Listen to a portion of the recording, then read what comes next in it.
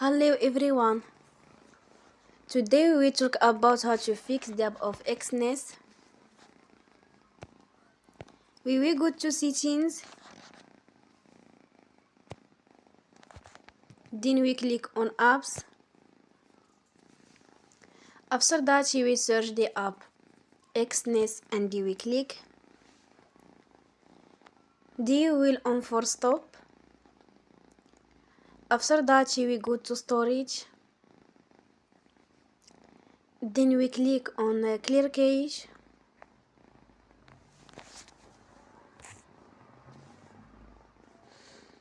In the end, turn off your phone and you will recharge your phone again. Don't forget to support us by like and subscribe. See you next time and thank you for watching.